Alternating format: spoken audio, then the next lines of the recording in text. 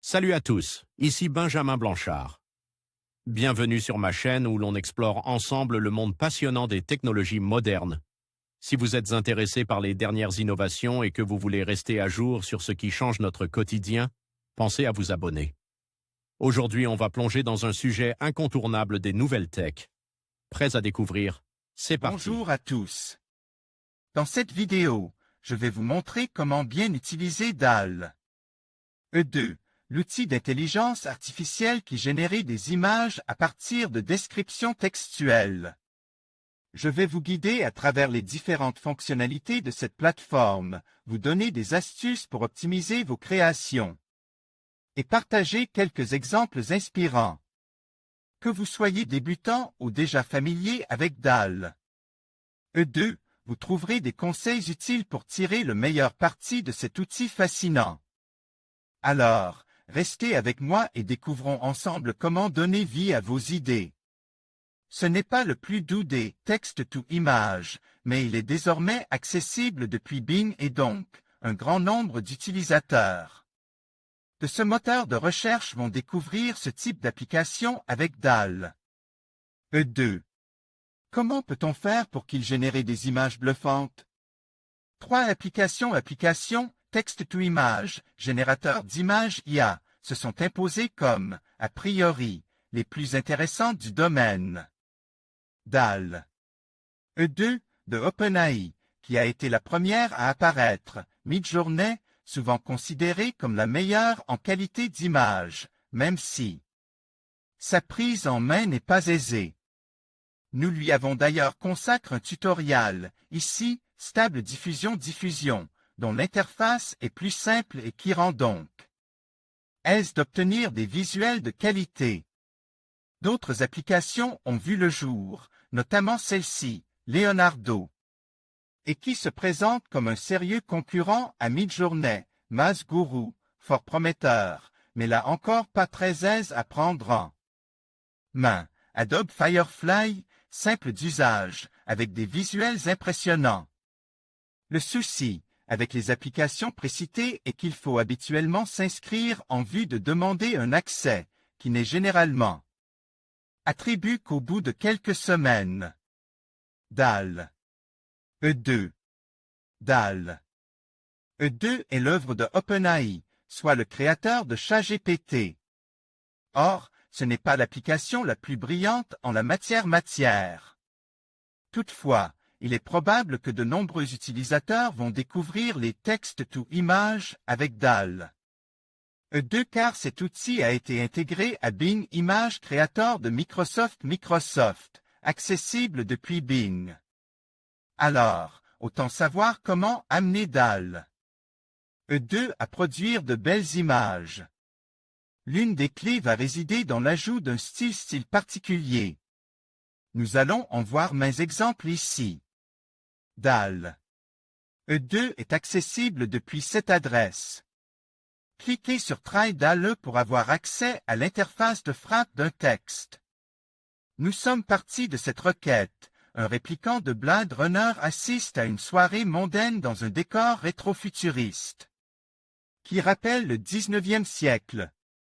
Comme vous pouvez le voir si vous essayez vous-même une telle requête, le résultat est banal. De plus, assez souvent, vous pourrez remarquer des imperfections dans les dessins. Par défaut, DALL. E2 produit des images de piètre niveau. OpenAI couleur, ombre et lumière. La première chose que l'on peut faire est d'ajouter des indications de couleur, d'ombre, de lumière. Nous avons aussi enrichi le prompt afin qu'il corresponde mieux à ce que souhaitons. Un répliquant de Blade Runner assiste à une soirée mondaine dans un décor rétrofuturiste qui rappelle le 19e siècle. Beaucoup d'invités habillent de façon extravagante. Lumière. Tamisé couleur pastel. Que dire? Nous obtenons une livraison plus prometteuse mais encore loin d'être satisfaisante, si l'on compare avec ce que nous obtiendrions sous Midjourney ou Stable Diffusion. Avec un prompt un peu plus long, des indications de couleur et de lumière, nous obtenons quelque chose de légèrement meilleur. La deuxième image a un peu d'allure. Toutefois, nous sommes encore loin du compte. OpenAI a indiqué un style artistique. La clé d'une image de qualité sous DALL. E2 va consister à ajouter un style d'image. Dans le style d'un peintre ou d'un artiste graphique, une première option peut consister à demander que l'image soit produite dans le style d'un peintre ou d'un dessinateur célèbre. En voici un exemple. Un répliquant de Blade Runner assiste à une soirée mondaine dans un décor rétro-futuriste qui rappelle le 19e siècle. Beaucoup d'invités habillent de façon extravagante, style peinture Andy Warhol. Pour simplifier, nous avons enlevé les indications de lumière et de couleur. L'une des images représentées dans le style de Andy Warhol. Il y a là un peu plus de personnalité. OpenAI et Art Deco, ce mouvement artistique qui s'est épanoui durant les années 1920, privilégiait des formes géométriques élégantes. Tentons ce prompt. Un répliquant de Blade Runner assiste à une soirée mondaine dans un décor rétro-futuriste qui rappelle le 19e siècle. Beaucoup d'invités habillent de façon extravagante, style Art Deco. À présent, plusieurs des images semblent convenir plus ou moins à ce que nous pouvions rechercher. Les images avec l'ajout du style Art Deco sont originales mais pas toujours exemptes d'imperfections. OpenAI Gravure. La technique de gravure amenée à tracer des lignes dans une plaque de métal pour dessiner des formes. En demandant à DALL E2 d'appliquer ce style à l'image, nous obtenons des résultats qui s'avèrent tous intéressants.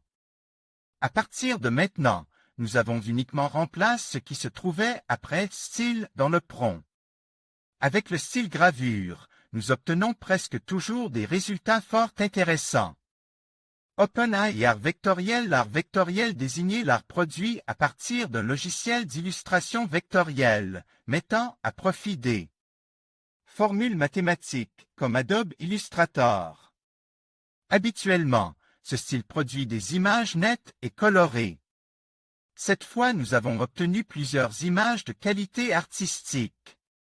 Avec le style art vectoriel, il est possible d'obtenir des rendus très artistiques. OpenAI Vexel Art. Le Vexel Art est un art numérique dans lequel les images sont formées à partir de matrices de points color et mis à profit pour certains jeux vidéo comme Minecraft. Il produit habituellement des images riches en couleurs et details. Avec le Vexel Art, nous obtenons des images de caractère, originales et stylées. Notons qu'il existe tout de même des incohérences ici.